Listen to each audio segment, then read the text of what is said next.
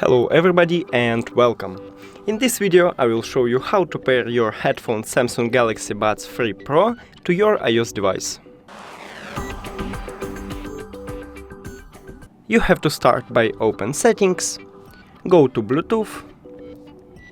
Now you should open the case and press and hold a button at the bottom until you can see the LED light start flashing.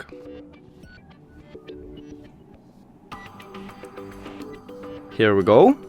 And now click on your buds.